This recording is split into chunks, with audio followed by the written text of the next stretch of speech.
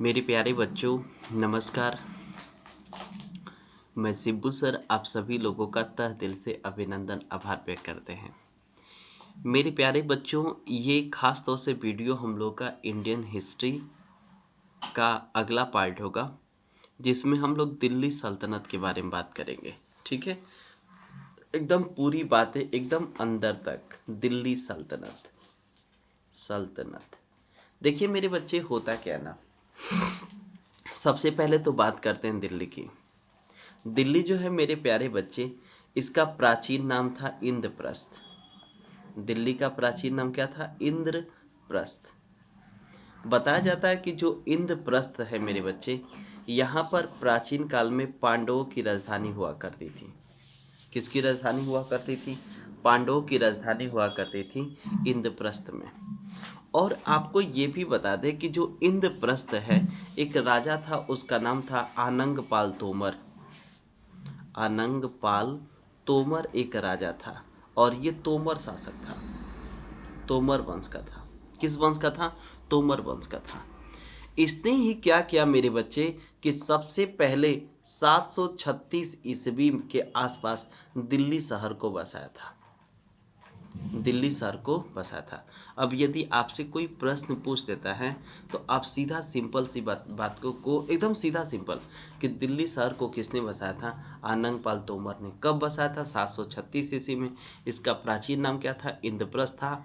और पांडवों की प्राचीन काल में राजधानी कहाँ हुआ करती थी? इंद्रप्रस्थ में ही हुआ करती थी। ठीक है, दूसरी बात आपको बता दें, यहाँ पर एक दिल्ली में एक जगह पड़ता है, उस जगह का नाम था लाल कोट। लाल कोट को ही अपनी कैपिटल बनाया था, अपनी राजधानी बनाया था। तो पूछेगा कि आनंगपाल तोमर ने अपनी राजधानी दिल्ली में कहाँ बनाई थी? तो लालकोट में बनाई थी। कहाँ पर बनाई थी? लालकोट में बनाई थी। बाद में आपको बता दें मेरे बच्चे कि 1206 से लेकर 1526 ईस्वी तक, अर्थात लगातार 320 वर्षों तक मेरे बच्चे दिल्ली जो था मुस्लिम शासकों के अधीन रहा। मुस्लिम शासकों के अधीन रहा।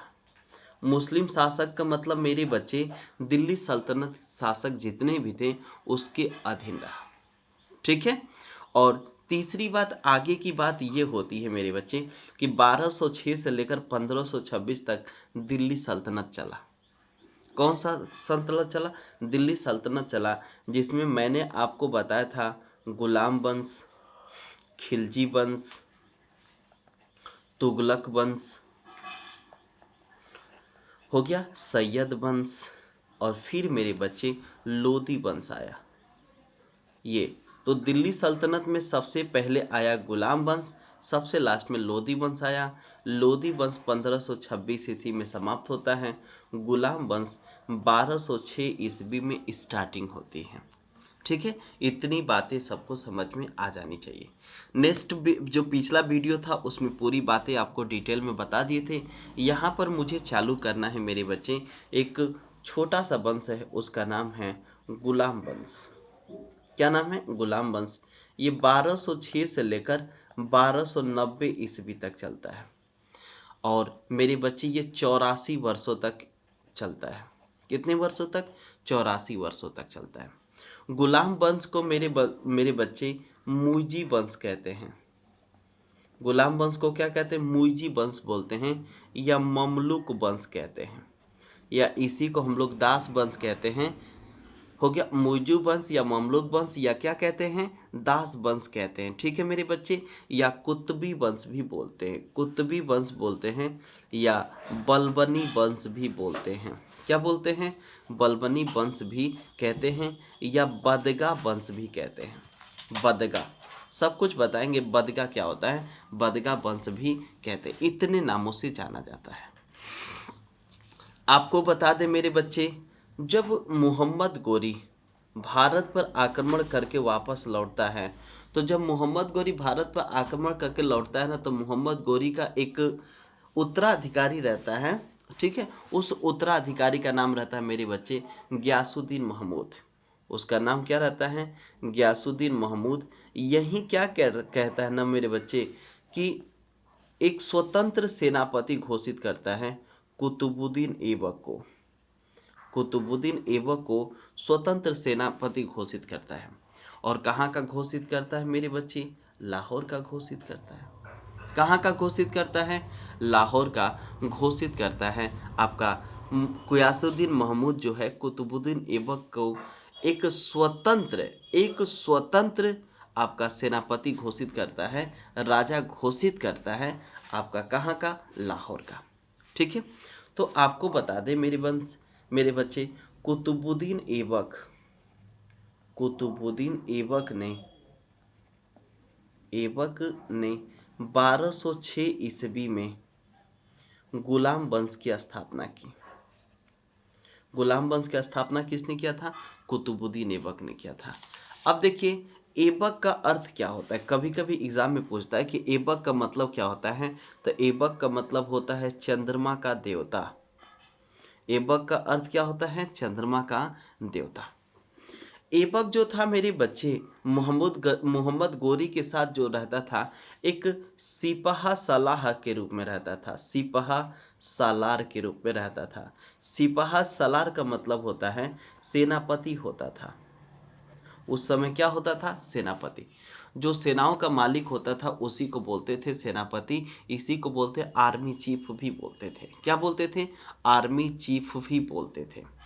बताया जाता है कि जो ऐबक है इसे लाख बख्श भी कहते हैं। ऐबक को लाख बख्श भी कहते हैं, यानी कि लाखों को दान देने वाला। पूछेगा लाख बख्श या लाखों को दान देने वाला शासक कौन था, तो आप बताएंगे कुतुबुद्दीन ऐबक था। क्या बताएंगे मेरे बच्चे? कुतुबुद्दीन ऐबक था, लाख बख्श के नाम से जाना जाता था। इसके अलावा कुतुबुद्दीन ऐबक को कुरान खां भी कहते हैं। क्या कहते हैं? कुरान खां। दिन भर में 5 से 6 बार नमाज भी पढ़ा करता था। तो पूछेगा मेरे बच्चे, पूछता है मेरे बच्चे, कुरान खां किसे कहते हैं? तो कुतुबुद्दीन ऐबक को। लाख बख्श किसे कहते हैं? कुतुबुद्दीन ऐबक को। ठीक है, आपको बता दें जितने भी गुलाम होते थे, गुलाम को फारसी भाषा में मेरे बच्चे बदगा कहते थे। फारसी भाषा में क्या कहते थे? बदगा। अब बदगा का मतलब क्या होता था ना मेरे बच्चे? सैनिकों की सेवा करने वाले को हम लोग बदगा कहते थे। जो सैनिकों की सेवा करता था उसी को हम लोग बदगा कहते हैं। आगे चल के मेरे बच्चे गुलाम के लिए एक विभाग की स्थापना होगा, उसका नाम होगा दीवान ए बंदगान। तो जो दीवान ए बंदगान है, ये जो है मेरे बच्चे खास तौर से ये लगभग गुलामों का संगठन होगा। और इसका जो विभाग की स्थापना करेगा मेरे बच्चे, फिरोज शाह तुगलक करेगा। कौन करेगा? फिरोज शाह तुगलक करेगा। और लगभग 1.5 से 2 लाख छोटे छोटे बच्चों को गुलाम बनाएगा। 1.5 से 2 लाख छोटे छोटे बच्चों को क्या करेगा? गुलाम बनाएगा। ठीक है मेरे बच्चे, बताया जाता है कि कुतुबुद्दीन ऐबक के दरबार में एक इतिहासकार रहता था, उसका नाम था हसन निजामी। पूछेगा हसन निजामी इतिहासकार किसके दरबार में रहता था, तो आप बताएंगे मेरे बच्चे किसके दरबार में? कुतुबुद्दीन ऐबक के दरबार में। और ये फारसी भाषा में एक किताब लिखा था, उस किताब का नाम था मेरे बच्चे ताज उल नासिर। क्या नाम था? ताज उल नासिर नाम का एक किताब लिखा था। ताज उल नासिर नाम का एक किताब लिखा था जो फारसी भाषा में था। ठीक है, दूसरी बात, कुतुबुद्दीन ऐबक एक ऐसा राजा था मेरे बच्चे, न तो अपने नाम से सिक्का ढलवाया और न ही अपने नाम से खुतबा पढ़वाया था। खुतबा का मतलब किसी स्थान पर लिखा पढ़ा जाना। ठीक है, और आपको बता दें कि मेरे बच्चे आपने सुना होगा कुतुब मीनार, ये मेरे बच्चे दिल्ली में है। इसका निर्माण कार्य 1193 ईस्वी में चालू कराता है कुतुबुद्दीन ऐबक ने। हो गया। और ये एक सूफी संत थे, उनका नाम था बख्तियार काकी।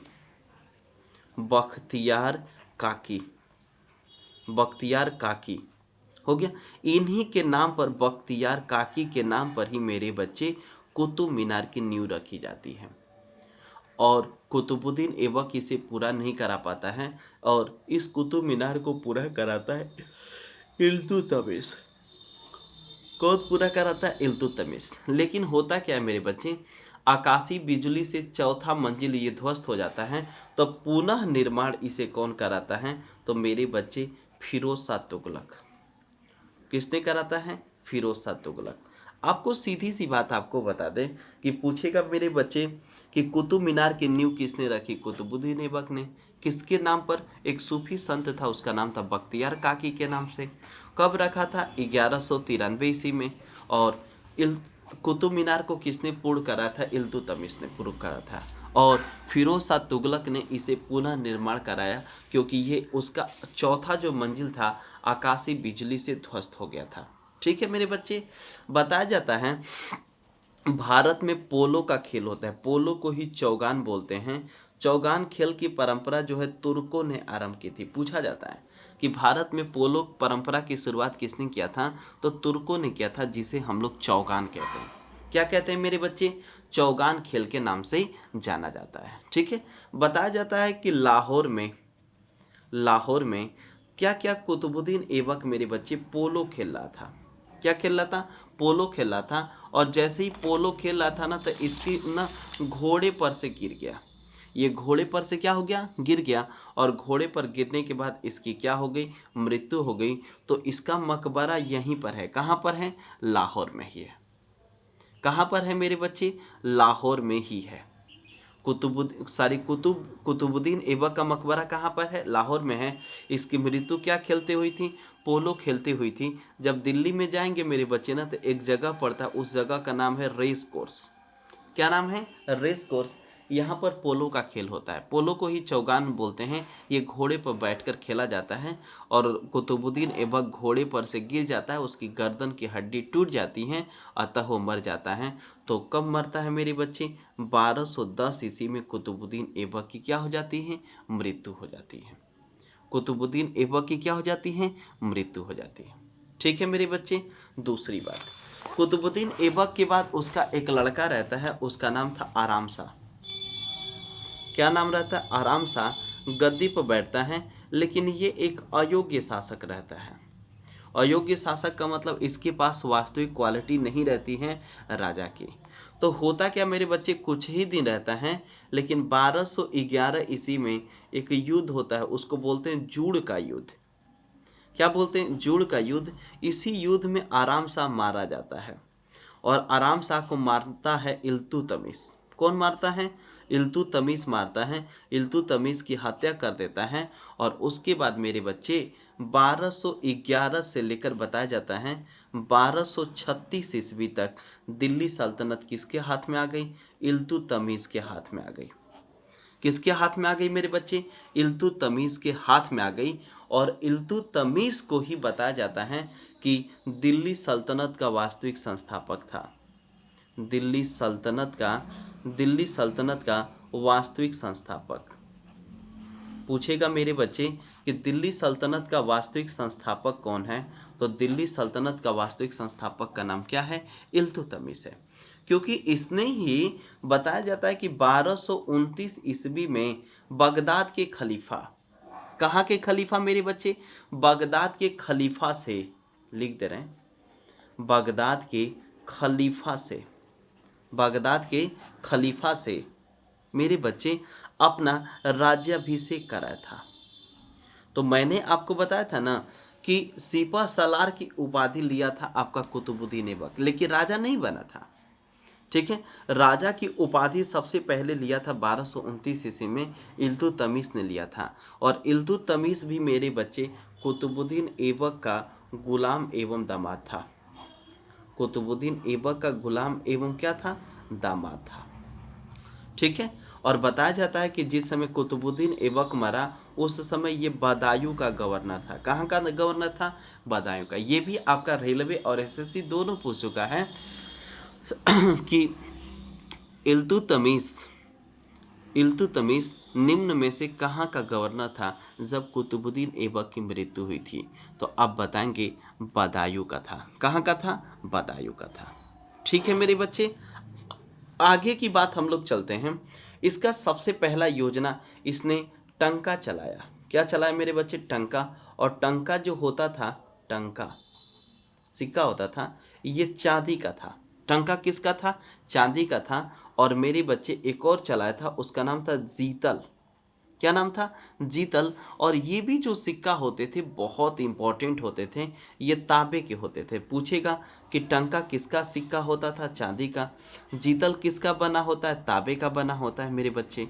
और साथ ही साथ इनका रेशियो कितना था? तो 48 के अनुपात में था। यानी कि इसकी कीमत 1 रुपया लगती थी, तो जो तांबे का बना होता था जीतल, उसका रेशियो लगता था 48 रुपया। यानी पूछेगा कि इल्तुतमिश द्वारा, ठीक है, इल्तुतमिश द्वारा टंका और जीतल टंका और जीतल मुद्रे का अनुपात कितना था?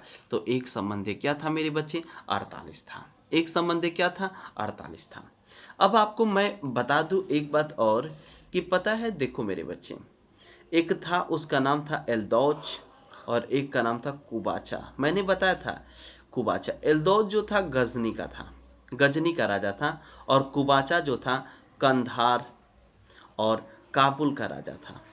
पता है, ये पता है, कुतुबुद्दीन ऐबक को भी परेशान करते थे। तो कुतुबुद्दीन ऐबक ने क्या किया कि एल्दौच से अपनी सिस्टर की शादी कर देता है। एल्दौच अपने पास आ जाता है और एल्दौच के साथ मिलकर कुबाचा की वाट लगाता है, मतलब हराता है, जब भी मन करता है दौड़ा के मारता है। लेकिन कुतुबुद्दीन ऐबक की जैसे ही मृत्यु होती है, तो एल्दौच और कुबाचा दिल्ली पर राजा बनने के लिए ये काफ़ी परेशान होते हैं और इल्तुतमिश को भी परेशान करते हैं। तो आपने सुना होगा तराइन की सिर्फ 2 ही लड़ाई आपने सुनी होगी, लेकिन मैं आपको यहाँ पर बताऊँगा तराइन की तीसरी लड़ाई भी होती है। तराइन की तीसरी लड़ाई भी होती है मेरे बच्चे। कब होती है? तो आप बताएंगे मेरे बच्चे। 1200 कितने ईस्वी में? 15 ईस्वी में। एक तो 1191 में होती है, एक 92 में होती है, लेकिन तराइन की तीसरी लड़ाई भी होती है 1215 ईस्वी में इल्तुतमिश के बीच में।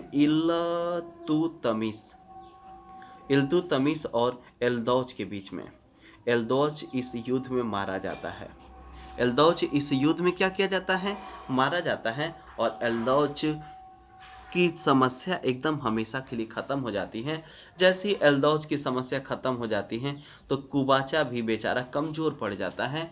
और फिर मेरे बच्चे इल्तुतमिश से झगड़ा या युद्ध करने की कोई निश्चय नहीं होती है। समझ में आ गया? चलो, इल्तुतमिश का पहला योजना था मेरे बच्चे, तुर्कान ए चहलगानी का गठन किया।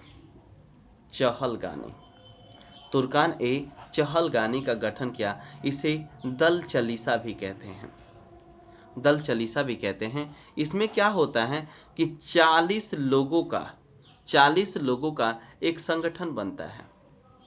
40 लोगों का क्या बनता है? संगठन बनता है। तो पूछेगा ना कि दल चलीसा या तुर्कान ए चहलगानी की स्थापना किसने किया? इल्तुतमिश ने किया था। और इसमें कितने सदस्य थे? 40 सदस्य थे। और पता है, ये दिल्ली में बना था। इस बात को भी लेकर पता है कुछ समय के लिए विद्रोह पैदा हो गया था।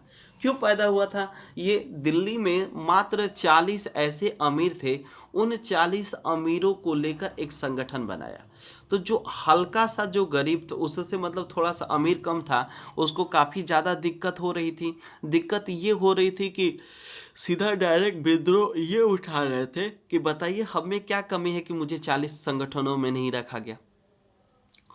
40 लोगों को तो ले लिया गया था, थोड़ा सा कमज़ोर था तो कहता कि 41 भी तो संगठन हो सकता था। तो इस पर काफ़ी विवाद चला था। तो बस आपसे यही पूछेगा मेरे बच्चे, आप बता दीजिएगा। दूसरी बात, एक होता है एकता प्रणाली।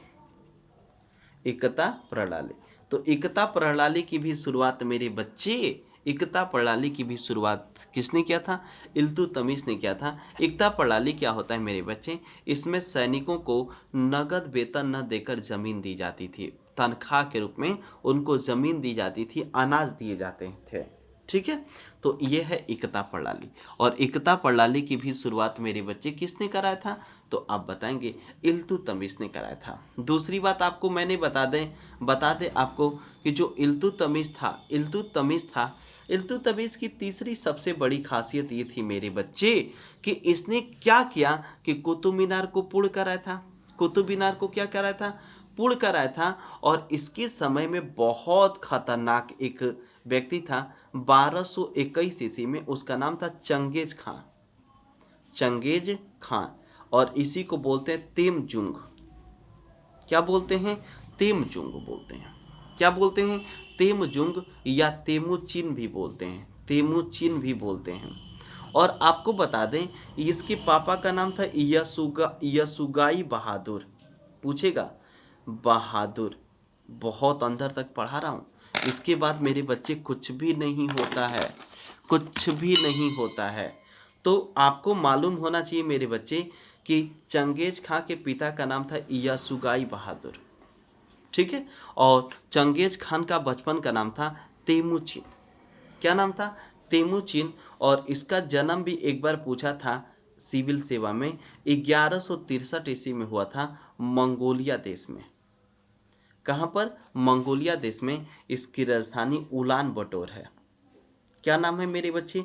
उलान बटोर। और यहाँ की मुद्रा का नाम तुगरिक है। क्या नाम है? तुगरिक है। आपको बता दें, यहाँ पर राष्ट्रपति नहीं होता है। यहाँ का जो राजा था उसका नाम था साइकेस बोलो करके था, साइकेस बोलो, ठीक है। साइकेस बोलो करके था। और 2015 ईस्वी में, 2000 कितना 15 ईस्वी में हम लोगों के यहाँ पर मेरे बच्चे माननीय नरेंद्र मोदी जी गए थे। और मंगोलिया की यात्रा करने वाले ये भारत के पहले प्रधानमंत्री थे, नरेंद्र मोदी जी गए थे। और इनको पता है, एक साइकस बोलो ने एक घोड़ा दिया था, उस घोड़े का नाम था कंथक। क्या नाम था? कंथक घोड़ा। और कंथक घोड़ा मेरे बच्चे काफ़ी प्रसिद्ध है, क्योंकि महात्मा बुद्ध जब अपने जीवन में ना कपिल वस्तु लुम्बिनी के घूमने का निश्चय करते हैं, तो जो चन्ना उनका सारथी रहता है ना, तो चन्ना जो रहता है अपने घोड़े को जब सजाता है, तो जिस घोड़े से लेकर महात्मा बुद्ध को घुमाता है उसी घोड़े का नाम कंथक रहता है। तो नरेंद्र मोदी जी को कंथक घोड़ा यहाँ पर उपहार दिया गया था, क्योंकि यहाँ पर के जो घोड़ा होते हैं बहुत ताकतवर, बहुत शक्तिशाली होते हैं। समझ में आ गई बातें मेरे बच्चे? बहुत शक्तिशाली होती है, ठीक है। दूसरी बात मेरे बच्चे, आपको बता दें कि चंगेज खां भारत पर आक्रमण किया। और चंगेज खां भारत पर आक्रमण करने का मुख्य उद्देश्य था, एक और था, उसका नाम था जलालुद्दीन माघबरनी। जलालुद्दीन माघबरनी, ये पता है जलालुद्दीन माघबरनी मेरे बच्चे, इसने क्या किया कि पता है, चंगेज खां की भाई की हत्या कर दी। और जो मंगोल होते थे बहुत खतरनाक होते थे, ये पता है, कच्चा सांप खाते थे, यानी कि जानवरों के जो मांस होते थे एकदम कच्चा खाते थे, बहुत खतरनाक हुआ करते थे।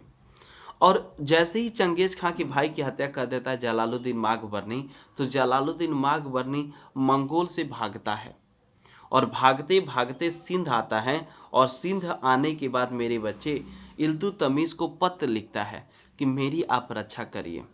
लेकिन तभी से पता है, चंगेज खां भी पत्र लिखता है कि यदि आप माघबरनी की सहायता करते हैं तो मैं पूरी दिल्ली को तहस नहस कर दूंगा। एक बात याद कर लेना।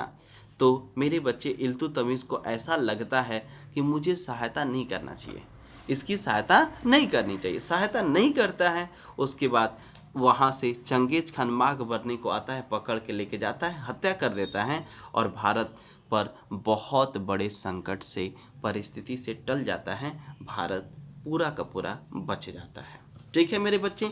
बताया जाता है कि 1236 ईस्वी में इल्तुतमिश की मृत्यु हो जाती है। और इल्तुतमिश का जो मकबरा है मेरे बच्चे दिल्ली में है। पूछेगा कि इल्तुतमिश की मृत्यु कब होती है? 1236 में। और इसका मकबरा कहाँ है मेरे बच्चे? दिल्ली में है। इतनी बातें सबको क्लियर हो गई होगी। इल्तुतमिश के 4 पुत्र थे, और चारों पुत्र अयोग्य थे। अयोग्य का मतलब कुछ जानते नहीं थे, कुछ जानते नहीं थे। और इसका जो बड़ा पुत्र था मेरे बच्चे, कुछ भी नहीं जानते थे। इसका एक बड़ा पुत्र था, उसका नाम था रुनुकुद्दीन फिरोज। रुनुकुद्दीन फिरोज, क्या नाम था मेरे बच्चे? रुनुकुद्दीन फिरोज नाम का था। ये 1236 में गद्दी पर बैठता है, लेकिन मात्र मेरे बच्चे 6 महीना 18 दिन तक ही राजा रहता है, क्योंकि ये अयोग्य रहता। अयोग्य का मतलब सिंहासन के बारे में कुछ जानता ही नहीं था, कुछ भी नहीं जानता था। और जैसे ही कुछ भी नहीं जानता था तो इसके बाद एक और व्यक्ति आया, उसका नाम था बहराम शाह। ये गद्दी पर बैठता है। बहराम शाह भी उसी तरह का राजा था, उसी तरह का राजा था। इसको भी कुछ भी नहीं पता था। और बहराम शाह मेरे बच्चे तुर्कान ए चहलगानी का संगठन का सदस्य था। तुर्कान ए चहलगानी का एक सदस्य रहता था। लेकिन इसी बीच मेरे बच्चे, पता है, बहुत बहुत इम्पोर्टेंट लाइन रहता है कि मेरे बच्चे इसी बीच हम लोगों का एंट्री होता है रजिया सुल्तान की। किसकी? रजिया सुल्तान की। ये 1236 से लेकर 1240 ईस्वी तक दिल्ली सल्तनत की शासिका रहती है। दिल्ली सल्तनत की क्या रहती है? शासिका रहती है। और जब दिल्ली सल्तनत की शासिका रहती है मेरे बच्चे, तो बताया जाता है ना कि बहराम शाह अयोग्य था। तो रजिया सुल्तान पहली बार 1236 ईस्वी में लाल वस्त्र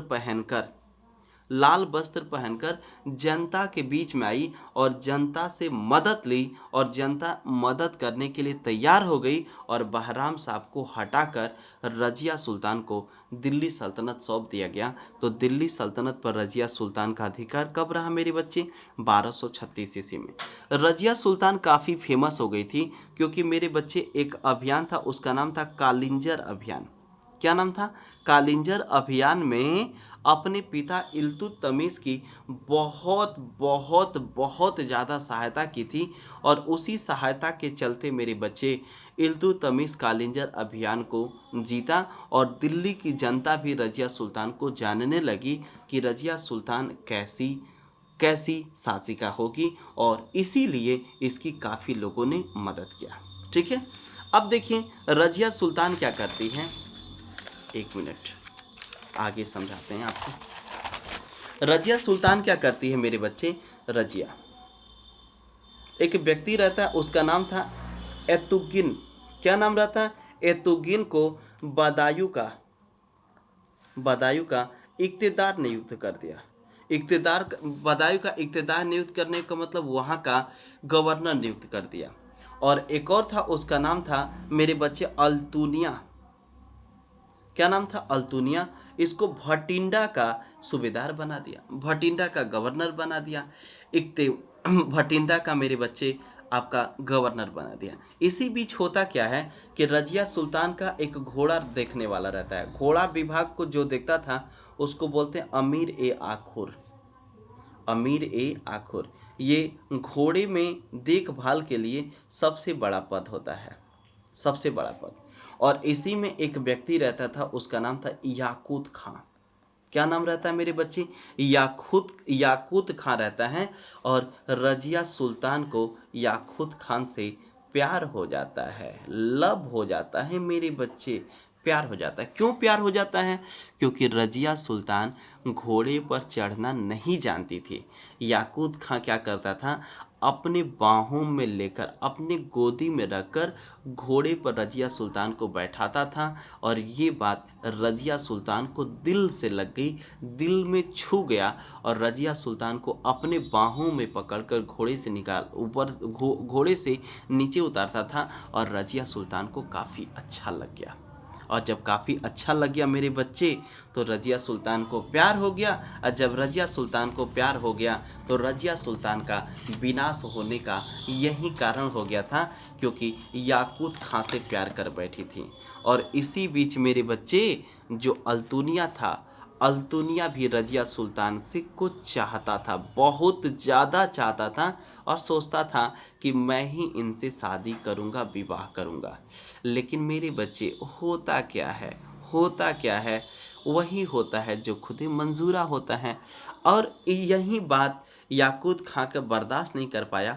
अल्तुनिया मेरे बच्चे विद्रोह कर दिया और अपने आप को एक राजा घोषित कर दिया।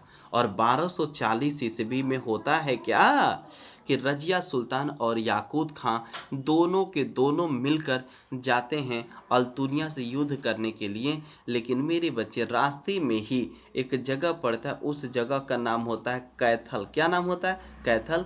ये हरियाणा में पड़ता है। यहीं पर दोनों आराम करते हैं और गलत तरीके से अल्तुनिया आता है मेरे बच्चे, अपने सेनापति के साथ, अपने सैनिकों के साथ गलत तरह से बंदी बना लेता है और रजिया सुल्तान और याकूत खां की हत्या कर देता है। और रजिया सुल्तान को प्यार करना महंगा पड़ जाता है, क्योंकि प्यार धोखा दे दिया रहता है। समझ में आ गई इतनी बातें? ये थी रजिया सुल्तान के बारे में कहानी। ठीक है मेरे बच्चे। इसके बाद हम लोगों का एक राजा बनता है, उसका नाम रहता है बहराम शाह। क्या नाम रहता है मेरे बच्चे? बहराम शाह। ये 1240 से लेकर 1242 तक ये हम लोगों का दिल्ली सल्तनत का राजा रहता है। और इसके सल्तनत के शासनकाल में भी बहुत कुछ होता है। बहुत कुछ होने का मतलब मेरे बच्चे, इसके भी समय में मंगोल का आक्रमण होता है। लेकिन मंगोल का आक्रमण जो होता है इस पर इससे खास प्रभाव नहीं पड़ता है, और ख़ास तौर से ये पूरी की पूरी दिल्ली अभी भी सुरक्षित रहती है। ठीक है। बहराम शाह उतना योग्य शासक नहीं था। बहराम साहब के बाद आता है महमूद शाह। क्या था मेरे बच्चे? महमूद शाह। ये 1242 से लेकर 1246 ईस्वी तक दिल्ली सल्तनत का राजा रहता है। ठीक है। इससे भी कोई खास प्रश्न परीक्षा में नहीं पूछे जाते हैं। इसके बाद आता है मेरे बच्चे नसरुद्दीन महमूद। नसरुद्दीन महमूद। नसरुद्दीन महमूद क्या करता है मेरे बच्चे? ये 1246 से लेकर 1265 ईस्वी तक, 66 ईस्वी तक रहता है। और ये एक ऐसा राजा था जो अपना जीवन टोपी सीकर निर्वाह करता था। टोपी सीकर निर्वाह करने का मतलब यानी कि गलत तरह से पैसा नहीं लेता था। गलत तरह से पैसा लेने का मतलब, राजा का पद होता है तो राजा के लिए कुछ वेतन होगा ना, तो उस वेतन को नहीं लेता था और अपना ये टोपी बनाता था। टोपी बनाकर बेचता था। बेचने के बाद जो पैसा मिलता था उसी से खाना पीना, अपने परिवार की जीवन का वसर बसर करता था। ठीक है। और मेरे बच्चे नसरुद्दीन महमूद का ही वजीर रहता है, उसका नाम रहता है बलबन। क्या नाम रहता है? बलबन। और बलबन को उलूग खां की उपाधि देता है। किसको? बलबन को उलूग खां की उपाधि देता है। और मेरे बच्चे जो बलबन होता है, बलबन जो होता है, ये भी मेरे बच्चे इसका बचपन का नाम कभी कभी पूछ देता है। तो बलबन के बचपन का नाम याद कर लीजिएगा, बहाउद्दीन। क्या नाम था? बलबन के बचपन का नाम क्या नाम था? बहाउद्दीन। और ये नसरुद्दीन महमूद का गुलाम रहता है और साथ ही साथ दामाद भी रहता है। यानी कि नसरुद्दीन महमूद तुगलक की लड़की से शादी भी करता है। ठीक है। बलबन एक ऐसा राजा था, सबसे अधिक उम्र में दिल्ली सल्तनत की गद्दी पर बैठा था। जब उम्र पर बैठा था तो इसकी उम्र जिस समय थी 80 साल के आसपास थी। और जैसे ही गद्दी पर बैठता है मेरे बच्चे, 1265 या 66 कर देते हैं, मैं जैसे ही गद्दी पर बैठता है तो सबसे पहले शराब प्रतिबंध लगा देता है। शराब पर और नृत्य पर प्रतिबंध लगा देता है। क्यों लगा देता है? और साथ ही साथ हंसी मजाक पर भी प्रतिबंध लगा देता है। क्यों लगा देता है? शराब पर इसलिए प्रतिबंध लगाता है क्योंकि हम वृद्ध शासक हैं, और जैसे ही शराब पिएंगे मेरे बच्चे, मेरा कंट्रोल होगा नहीं, और जब कंट्रोल होगा नहीं तो कहीं पर लुढ़क जाएंगे, कोई भी आएगा गर्दन काट देगा, काम खत्म हो जाएगा। शराब पर प्रतिबंध लगा दिया। और दरबार में जो नाच होता था, गाना होता, उसको भी प्रतिबंध लगा दिया। और हंसी मजाक पर भी प्रतिबंध लगा दिया था, क्योंकि इसके सभी दांत टूट गए थे। और जब भी हंसता था मेरे बच्चे, तो इसको दांत जिसका नहीं होता तो पाकुर पाकुर हंसता है। तो इसीलिए इसने क्या किया मेरे बच्चे?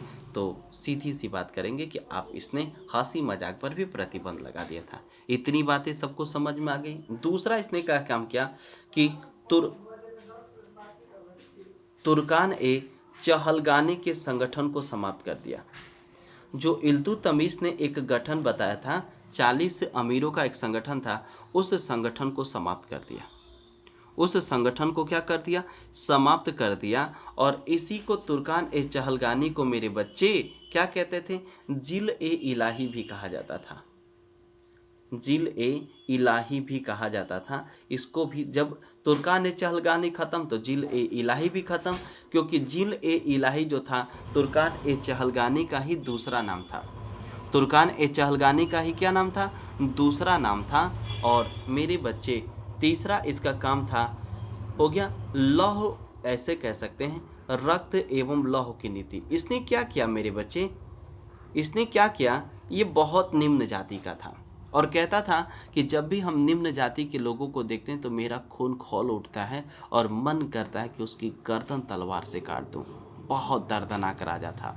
ये खुद निचली जाति का था, खुद निचली जाति का था, घोड़ा पालता था, अमीर ए आखुर का पद देखता था, लेकिन सोचिए कितना खतरनाक सोचता था। तो पूछेगा कि रक्त एवं लौह की नीति किसने अपनाई थी? तो मेरे बच्चे आप बताएंगे किसने? बलबन ने अपनाया था। ठीक है। इसके बाद मेरे बच्चे एक पर्व आता है, उसका नाम था सिजदा एवं पाबोस। सिजदा एवं पाबोस। तो सिजदा एवं पाबोस की प्रथा किसने चालू की थी? मेरे बच्चे बलबन ने चालू की थी। सिजदा एवं पाबोस की प्रथा किसने चालू किया था? बलबन ने चालू किया था। सिजदा का मतलब सिर नवाइए, पाबोस का मतलब पैरों को चूमिए। और इसने एक पर्व चालू किया था, नवरोज का पर्व। नवरोज का पर्व। नवरोज का पर्व क्या होता है मेरे बच्चे? ये पारसियों का त्यौहार होता है, जो नौ वर्ष, जब नया वर्ष शुरुआत होता है 21 मार्च को, तो पारसी समुदाय के लोग इस त्यौहार को एकदम ज़बरदस्त तरीके से मनाते हैं। ठीक है।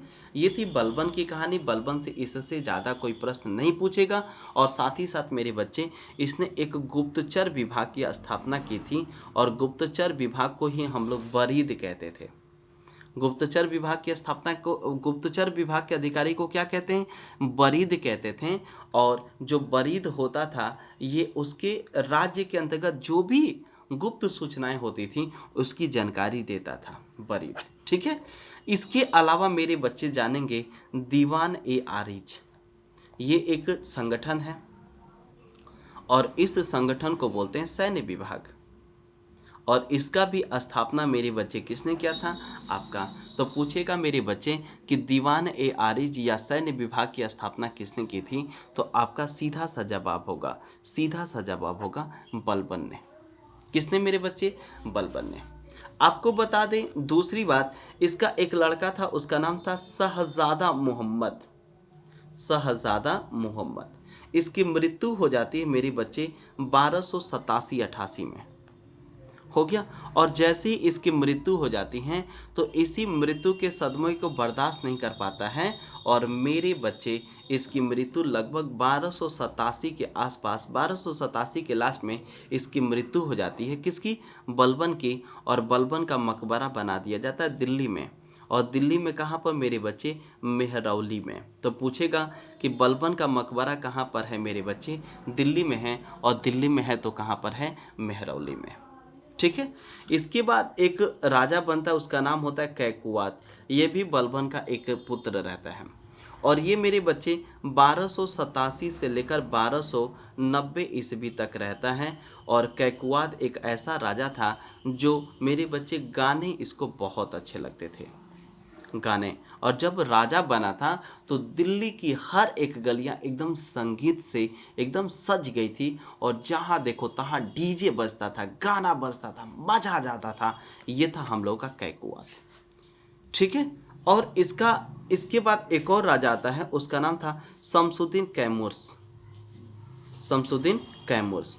ये मेरे बच्चे गुलाम वंश का अंतिम राजा है, गुलाम वंश का अंतिम शासक है। ये कैकुआत का सेनापति होता है। और कैकुआत जो था खाली गाना में ही विलासता रहता था, कैकुआत की हत्या कर देता है।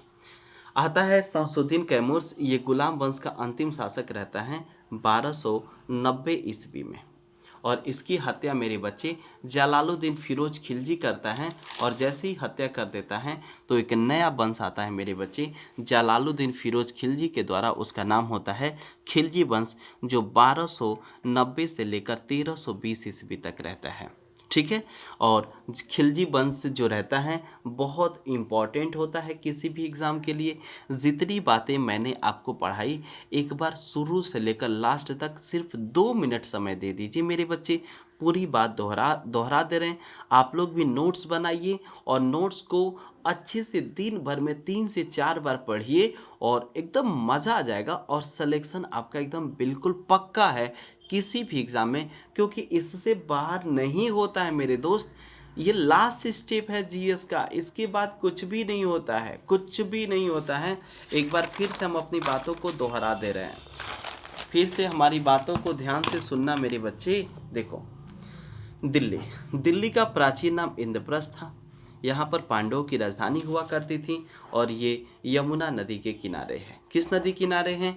और फिर आपको बताएंगे अनुच्छेद 239A के तहत हो गया 69वां संविधान संशोधन करके 1991 ईस्वी में दिल्ली को राष्ट्रीय राजधानी क्षेत्र घोषित कर दिया गया। दिल्ली को राष्ट्रीय राजधानी क्षेत्र घोषित कर दिया गया। पूछेगा कि दिल्ली को राष्ट्रीय राजधानी क्षेत्र कब घोषित किया गया? 1991 में। किस संविधान संशोधन के तहत? 69वां। और किस अनुच्छेद के तहत? 239A के तहत। ये सब पूरी बातें आपको आनी चाहिए। आगे भी मैं पढ़ाऊंगा, टेंशन मत लो मेरे बच्चे। इंद्रप्रस्थ यानी कि दिल्ली को तोमर वंश का शासक था, उसका नाम था अनंगपाल तोमर ने 736 में बसाया था और अपनी राजधानी दिल्ली के लालकोट में बनाया था। 1206 से लेकर 1526 तक दिल्ली सल्तनत का शासन रहा और 320 वर्षों तक इसमें मुस्लिम शासक किए, जिसमें गुलाम वंश आया, खिलजी वंश, तुगलक वंश, सैयद वंश, लोधी वंश। गुलाम वंश शुरुआत होता है 1206 से और लोधी वंश 1526 में समाप्त होता है। और ये मेरे बच्चे 84 साल तक रहता है, ये 30 साल तक रहता है, ये 94 साल तक रहता है और ये 37 साल तक रहता है और ये 75 साल तक। यानी कि दिल्ली सल्तनत में सबसे अधिक शासन किए थे तुगलक वंश के शासक और सबसे कम शासक किए थे मेरे बच्चे खिलजी वंश के शासक के द्वारा। गुलाम वंश की शुरुआत होती है मेरे बच्चे 1206 से 1290 ईस्वी तक, 84 वर्षों तक रहते हैं। गुलाम वंश को मुइजी वंश, ममलुक वंश, दास वंश, कुतुबी वंश, बलबनी वंश, शमसी वंश भी लिख दीजिए, शमसी वंश भी, और बंदगा भी कहते हैं। क्या कहते हैं? बंदगा। बंदगा को एक फारसी शब्द है। बंदगा का मतलब होता है सैनिकों की देखभाल करने वाला। सैनिकों की देखभाल करने वाले को हम लोग क्या कहते हैं? बंदगा कहते हैं। ये कहानी स्टार्ट होती है मेरे बच्चे मोहम्मद गोरी से। मोहम्मद गोरी का एक उत्तराधिकारी था, उसका नाम था गयासुद्दीन महमूद। गयासुद्दीन महमूद ने कुतुबुद्दीन ऐबक को एक स्वतंत्रता का पद, एक स्वतंत्र शासक का एक पत्र नियुक्त करता है जो राजा के रूप में घोषित होता है लाहौर में। लेकिन शर्त ये रखता है कुतुबुद्दीन ऐबक से कि आप मुझे टैक्स देंगे। टैक्स देने का मतलब कर देंगे। और मोहम्मद गोरी का एक लड़का था, उसका नाम था शाहरुख। क्या नाम था? शाहरुख को कुतुबुद्दीन ऐबक टैक्स दिया करता था। ठीक है मेरे बच्चे, कहानी चलती है कुतुबुद्दीन ऐबक। ऐबक का मतलब होता है चंद्रमा का देवता। और ऐबक राजा की उपाधि न लेकर सिपाहा सालार की उपाधि लेता है, जो एक सेनापति होता है, आर्मी ऑफ चीफ होता है। और कुतुबुद्दीन ऐबक को लाख बख्श कहते हैं, लाखों को दान देने वाला। और ये कुरान खां भी कहते हैं, क्योंकि दिन भर में 5 बार नमाज अदा करता था। ठीक है मेरे बच्चे, अभी मैंने बताया था कि बंदगा को फारसी भाषा में गुलाम कहते हैं, जो सैनिक की सेवा करने के लिए रखे जाते थे। दीवान ए बंदरगाह एक मेरे बच्चे दीवान ए बंदगा गुलामों का संगठन रहता है, जिसे फिरोज शाह तुगलक बनाएगा। लगभग 1.5 से 2 लाख लोगों को गुलाम बनाया जाता है। इसके बाद एक मेरे बच्चे इतिहासकार रहता है, उसका नाम था हसम निजामी। क्या नाम था? हसम निजामी। इसने फारसी भाषा में ताज उल नासिर नाम का एक मेरे बच्चे किताब लिखता है। इसके बाद कुतुबुद्दीन ऐबक अपने नाम से सिक्के ढलवाता है और खुतबा, यानी कि कुतुबुद्दीन ऐबक अपने नाम से सिक्का भी नहीं ढलवाता है और खुतबा भी नहीं पढ़ाता है। कुतुब मीनार दिल्ली में है, 1193 ईस्वी में बनना चालू किया हुआ था मेरे बच्चे। ये 4 मंजिला है। कितनी मंजिला है? 4 मंजिला है। और ये एक सूफी संत, उसका नाम था बख्तियार काकी के नाम पर ये बनाया जाता है। 3 मंजिलों को कुतुबुद्दीन ऐबक बनाता है। चौथी मंजिले यानी कि कुतुब मीनार को पूर्ण कराता है इल्तुतमिश। और आकाशीय बिजली से ध्वस्त हो जाने के कारण कुतुब मीनार को पुनः बनाता है कौन मेरे बच्चे? फिरोज शाह तुगलक बनाता है। और मेरे बच्चे लाहौर में पोलो खेल रहा था, चौगान खेल रहा था 1210 ईस्वी में, जिसके कारण घोड़ों से गिरकर इसकी मृत्यु हो गई थी। किसकी? आपका बताएंगे किसका? कुतुबुद्दीन ऐबक का। उसके बाद आराम शाह एक अयोग्य शासक था। आराम शाह के बीच में 1211 में जुड़ का युद्ध होता है। इस युद्ध में आराम शाह मारा जाता है और इल्तुतमिश जीत जाता है। इल्तुतमिश कुतुबुद्दीन ऐबक का गुलाम एवं दामाद रहता है। जिस समय कुतुबुद्दीन ऐबक मरता है उस समय इल्तुतमिश बदायूं का गवर्नर रहता है या इक़्तिदार रहता था। ठीक है। इल्तुतमिश 1211 से लेकर 1236 तक दिल्ली सल्तनत का राजा बनता है, जिसे वास्तविक संस्थापक कहते हैं, क्योंकि इन्होंने ही सबसे पहले 1229 ईस्वी में बगदाद के खलीफा से राज्याभिषेक कराया था। और इसने एक टंका चलाया था जो चांदी का होता था, जीतल तांबे का होता था। इनके रेशियो का अनुपात 1:48 होता था। मेरे बच्चे एल्दौच और कुबाचा सबसे बड़ी समस्या थी आपके कुतुबुद्दीन ऐबक के सामने। एल्दौच गजनी का राजा था, कुबाचा कंधार और काबुल का था। तो तराइन की तृतीय लड़ाई होती है 1215 ईस्वी में। एल्दौच और कुबाचा के बीच में कुबाचा मारा जाता है, एल्दौच जीत जाता है। तुर्कान ए चहलगानी 40 गुलामों का संगठन होता है, ये दिल्ली में बनाया जाता है इल्तुतमिश द्वारा। इक्ता प्रणाली की शुरुआत होती है मेरे बच्चे दिल्ली में। और इक्ता प्रणाली का मतलब होता है सैनिकों को नगद वेतन न देकर उसकी जगह पर उसको जमीन दी जाती थी। 1221 में चंगेज खान यानी कि पहला मंगोल आक्रमण होता है। चंगेज खान को तेमुचिन भी बोलते हैं या तेमुजिंग भी बोलते हैं, और इसके पापा का नाम था यसुगाई बहादुर। 1163 में आपका चंगेज खान का जन्म होता है मंगोलिया देश में। मंगोलिया की राजधानी, मंगोलिया में मेरे बच्चे गोबी मरुस्थल है। गोबी ये शीत मरुस्थल होता है, और इसी मरुस्थल में पैदा होता है चंगेज खान। और इसकी राजधानी उलान बटोर है, मुद्रा का नाम तुगरिक है। और मेरे बच्चे मंगोलिया का जो राजा है उसका नाम है साइकेस बेलो। इसने 2015 ईस्वी में नरेंद्र मोदी को कंथक नाम का घोड़ा दिया था, और कंथक घोड़ा मेरे बच्चे काफ़ी फेमस है क्योंकि महात्मा बुद्ध का घोड़ा का नाम था कंथक। ठीक है। इसके बाद हम लोग चलते हैं जलालुद्दीन माघबरनी के पास। जलालुद्दीन माघबरनी क्या किया था? चंगेज खान की भाई की हत्या करके भागते हुए भारत आना चाहता था, लेकिन सिंध ही रुक गया। और सिंध से ही पत्र लिखता है कि इल्तुतमिश मेरी रक्षा करो। इल्तुतमिश रक्षा करने के लिए सोचता है, लेकिन चंगेज खान कहता है कि यदि आप इसको शरण देंगे तो मैं आपकी वाट लगा दूंगा और पूरा तहस नहस कर दूंगा। इस बात से डर जाता है। इसके बाद 1236 ईस्वी में मेरे बच्चे इसकी मृत्यु होती है इल्तुतमिश की, और इसका मकबरा दिल्ली में है। इसके 4 पुत्र होते हैं जो अयोग्य होते हैं, बिना काम के होते हैं। इसमें एक लड़का होता है रुनुकुद्दीन फिरोज, ये गद्दी पर बैठता है 1236 में, और ये मात्र 6 माह 18 दिन तक रहता है। ये भी बहुत अयोग्य था, कुछ जानता ही नहीं था। इसको हटाकर दिल्ली की जनता ने बहराम शाह को गद्दी पर बैठा दिया, और ये तुर्कान ए चहलगानी का संगठन का एक सदस्य था। लेकिन होता क्या मेरे बच्चे, ये भी एक महत्वाकांक्षी शासक था, बिना मतलब का शासक था। और ये क्या किया कि कुछ भी नहीं कर पाता था। तब तक रजिया सुल्तान इल्तुतमिश की पुत्री थी। ये काफ़ी फेमस हो चुकी थी क्योंकि कालिंजर के अभियान में अपने पिता का बहुत बहुत बहुत बड़ा सहयोग की थी, और लोगों ने रजिया सुल्तान के बारे में जान चुके थे। रजिया सुल्तान लाल वस्त्र पहन कर आती है लोगों के बीच में, और पर्दा प्रथा को समाप्त करती है, लोगों से मिलती है और लोगों से अपनी बातों को कहती है, और कहती है कि मैं राजा बनना चाहती हूँ दिल्ली का, और दिल्ली की देखभाल करना चाहती हूँ। तो इसे दिल्ली का राजा बना दिया जाता है। जैसे ही राजा बना जाता रजिया सुल्तान को, तो एक व्यक्ति रहता, उसका नाम था एतुगिन। इसको बदायूं का इक़्तिदार बना दिया जाता है। और रजिया सुल्तान का बहुत करीबी रहता अल्तुनिया। अल्तुनिया को भटिंडा पंजाब का गवर्नर बना दिया जाता है। अल्तुनिया मेरे बच्चे रजिया सुल्तान को लाइक करता था, प्यार करता था, लेकिन रजिया सुल्तान किसी और से प्यार करती है। होता है ना कि आप किसी और से प्यार करेंगे, ओ किसी और से प्यार करेगा, ओ किसी और से प्यार करेगा। तो वही कहानी होती है मेरे बच्चे कि हम मरते थे आप पे, आप भी मरते थे मेरे पर। जब आपको पता चला कि मैं मरती हूँ आप पर, तो आपने मुझको छोड़कर किसी और के पास चले गए। तो तब तक मैं भी आपको छोड़कर किसी और के पास चली गई, तब तक आप मुझ पर मरने लगे। तो लास्ट में वही लड़की कहती है क्यों न एक काम करते हैं कि खुद ही मर जाते हो। तो यही कहानी चलती है रजिया सुल्तान के साथ, क्योंकि रजिया सुल्तान का एक बहुत बड़ा करीबी रहता था, उसका नाम था अमीर ए आखुर। ये घोड़े के पद पर रहता था, ये घोड़े की देखभाल करता था मेरे बच्चे।